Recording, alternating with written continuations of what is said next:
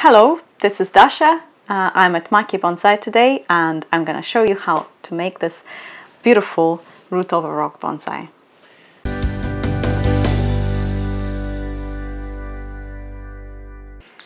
In the root over rock style, the roots grow around the rock and can be visibly seen enveloping the rock, and then they grow into the pot itself and continue growing in the pot. It takes a number of years to grow this style, and that's the major difference between root on rock and root over rock styles. In order to choose the correct species for root over the rock style, you need to consider the natural habitat of the tree. There are a lot of trees that can do root over the rock style. Among them are some of the very popular bonsai species like Chinese elm, for example. They're very resilient trees that can grow in a variety of different conditions. They can grow outdoors in temperate countries. To be grown indoors, they will need some careful attention. Another popular bonsai species, Ficus microcarpa, that will happily grow over the rock. It is used in its natural habitat to growing over things, and so it develops naturally a very strong and long root system which can be used for this style. It can grow indoors in temperate countries and can grow outdoors in Mediterranean countries and in tropical climates. Other suitable species would be Japanese maples and trident maples that are very popular in Japan as root over the rock species. Chinese podocarpus would work very well for that, as well as Chinese ligustrum. Species to avoid would include any succulents as well as a tea tree. Succulents don't generally suit root over rock style because they don't develop sufficient root system to hold them over the rock. Whereas tea tree is a very fussy tree and you would like to avoid that. When selecting the right tree, apart from the species, you need to be looking out for some interest in the roots. Often Chinese serpentine styles offer some interesting root compositions, and like in this ficus, you can use serpentine styles upright like this or sideways as in a cascading style. And in this ficus in particular, you can already see a lot of interest in the root here, whereas in this ficus you can't really tell, but knowing that it is a ficus, you can guess that there is a long root system under the soil. When it comes to Chinese elms, it is best if you can see some portion of the root above the ground, as you can't really guess what you're going to find under there. Now that we have selected our tree, which is Ficus microcarpa, it is time to select the rocks. When selecting rocks for bonsai, first thing that you're looking for is character, and the most important thing as well. This, for example, is a dragon rock, which has these distinct characteristics like these interesting cavities and the unique color, and it can really contribute towards the overall dramatic feel of your bonsai. This rock here is Rhodesian red, and again it's got very strong character. It's got this interesting texture. Being a sand formed rock, it's got cavities that are caused by weathering, by rain and water. It's got interesting color, texture, and everything that we're looking for when choosing a rock for your bonsai. This is Youll rock, which is very popular with bonsai suppliers in China and around the world. It's got loads of interesting features and character. So these two are collected granite rocks. When collecting rocks, you need to be looking out for character features. For example, this one has got flat faces and it's got vertical lines, which can work very nicely with some bonsai styles. This rock has got a lot of imperfections, dents and wrinkles and different colors, and the texture is very interesting. It's a rock that is full of character. So before we select the specific rock, we need to bare root the tree to see what the roots look like. So that will help us to choose an appropriate rock for the situation. For that we will need our usual repotting tools like the sickle and root scissors, wire cutters, string pliers, and all of these sorts of things. So first you'll need to cut the wire if your tree is wired to the pot, and then you cut the tree out of the pot using the sickle.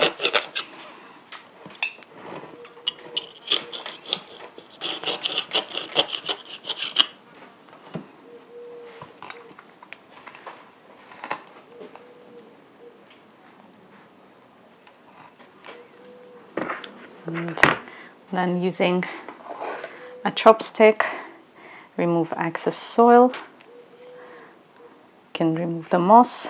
The moss can be reused later if you've got any moss.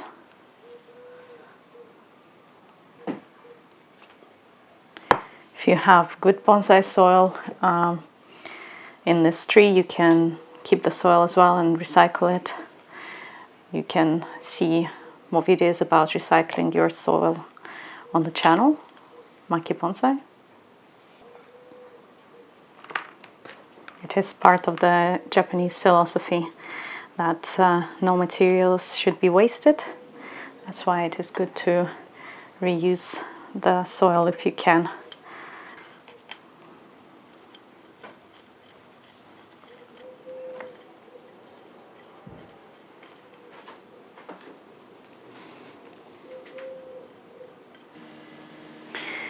Be careful here not to damage the roots too much, because we need strong, healthy, long roots to wrap around that rock.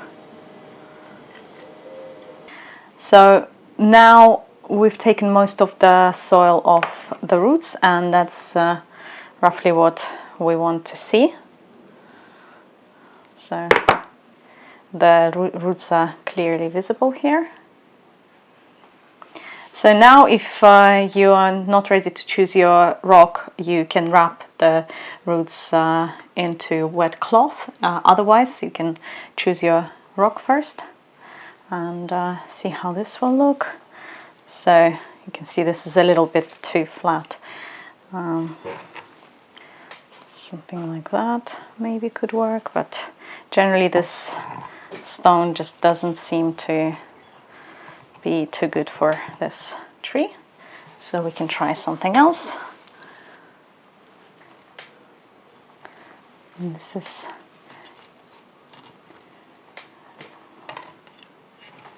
quite interesting, but the balance is not quite there. You can try a few things before settling for the final design. So something like this maybe could work, with the roots wrapping around and going into the crevices. But let's try the dragon rock. Here it could go kind of semi-cascading. This is too flat. Maybe something more upright. No.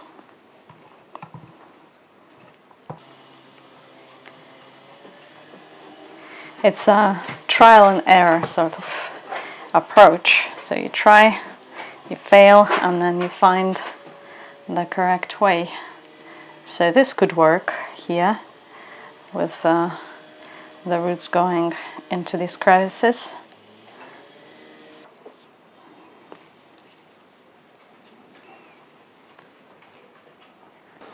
Don't forget to cover the roots of your tree with a wet cloth so they don't dry while you're not working with the roots, and set it aside while you prepare the rock and choose the display pot. So we have cut the bottom of this rock so it can stand on whatever surface that we choose. Normally we would grow root over rock bonsai in a tall pot like this, putting the whole rock with roots wrapped around it under the soil for a year, leaving it undisturbed for a year, and then exposing about a quarter of the roots every year, cleaning the roots, cutting off any small roots, and after about 4 years you will have the whole root over rock ready. And then you can also grow it directly in the display tray. So for that you might want to use something like this, which is a Japanese forest group pot. If you use a pot, you need the pot to have drainage holes so it doesn't collect too much water and the roots stay healthy. So you would fix the rock to the pot like this, leaving one of the drainage holes. Another option would be a tray like this, which also looks quite nice. And then when the tree is ready, when the whole composition is ready, you might want to transfer it onto a flat slab or a piece of marble for display, which looks lovely like this. Now that we have chosen our tree and the rock and the pot, we have stuck the rock to the pot with epoxy, and it's nice and sturdy, so we're ready for the tree to go onto the rock. Running. So to put it all together, we will need our tree, our rock stuck to the pot or whatever display that we've chosen, and we'll need some bonsai soil mix, we'll need twine or raffia to fix the tree to the rock, we'll need some Japanese keto soil or clay, and some sphagnum moss and water to soak sphagnum moss in. So to adjust the shape of the rock, I had to break off a bit of the piece of this rock. To do that, I just used gin pliers, and now to put the tree in the appropriate position, I just position the roots so that the roots go into crevices of this rock. There is this large crevice the taproot can go in, and other crevices that the roots can be directed into, and make sure that the roots really go as close to the rock as possible, like pushing them as close to the rock as possible, and then using twine to fix them in place. So I cut the twine into shorter segments and have tied the tree with one of the pieces to keep it in place. Make sure when choosing your twine to go for natural materials so that the twine biodegrades by itself in the soil while it's growing. So using these pieces really put the roots, push the roots into crevices as close as you can for maximum contact with the rock. Make sure the long roots are coming down along the rock surface.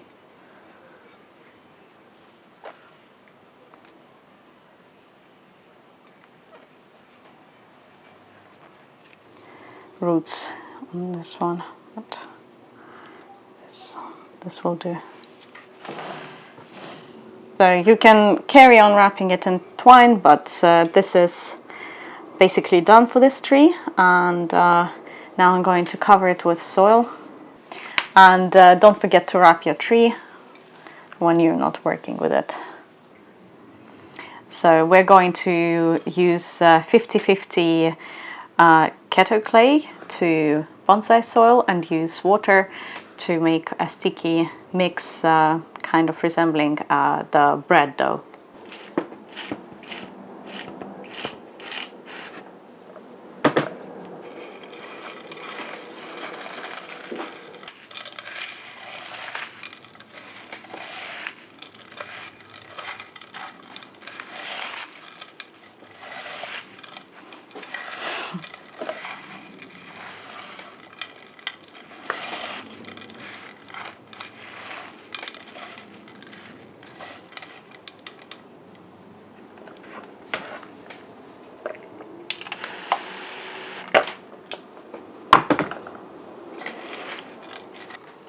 So we can now cover the tree with the soil. So we first start with filling the pot with bonsai soil, and then we build up our keto bonsai soil mix starting from here. So use your spatula here to remove any air pockets in the soil mix.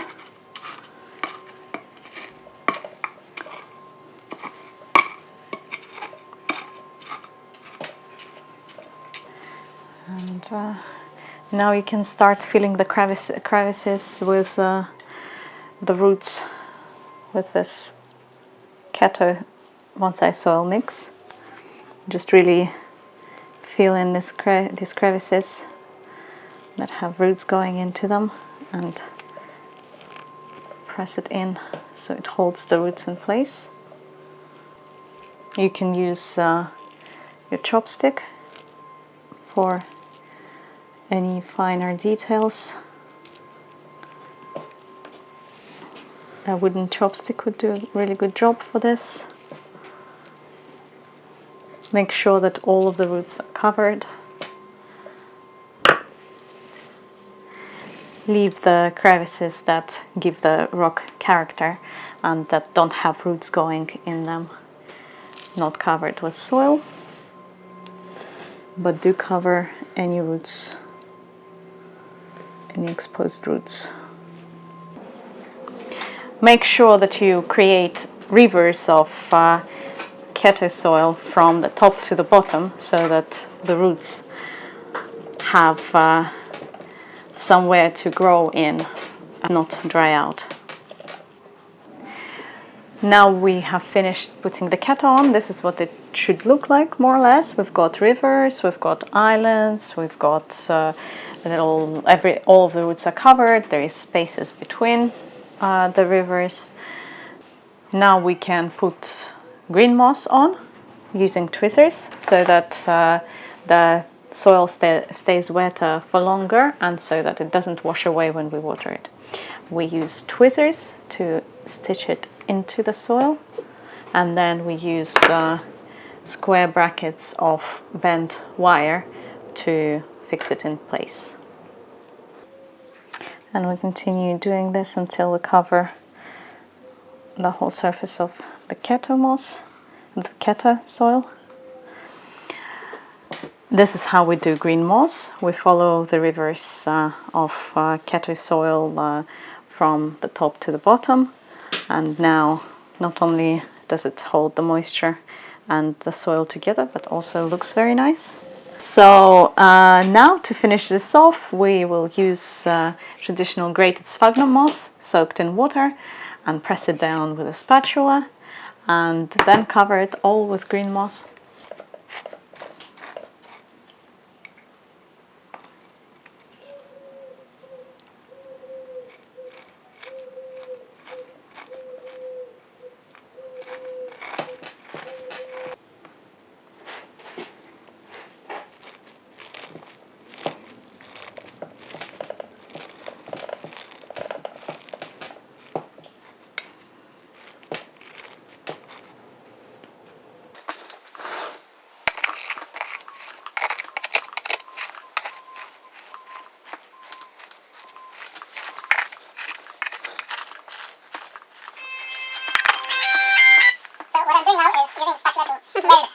into the soil below, so that there's no, so that it's,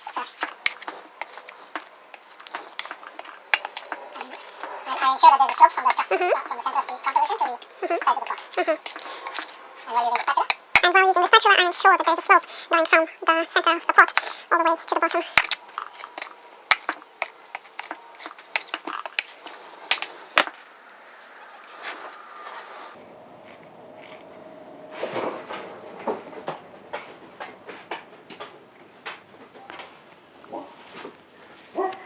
And I'm going to use grated green moss for this. And I just sprinkle it evenly onto the wet sphagnum moss. And then I'm going to press it down with spatula. The grated green moss works better for the top of the soil than sheet moss that we've used earlier. It contains the spores and will grow from the spores. But we can't really use grated green moss on the vertical surfaces because it will be washed away during watering much quicker than it can set from the spores. Now press it gently but firmly into the sphagnum moss.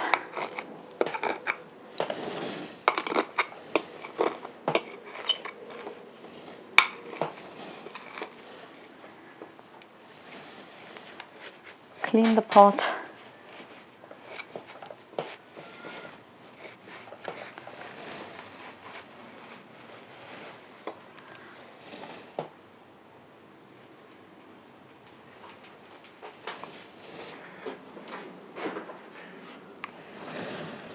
Voila! This is how you make Root Over-Rock-Bonsai.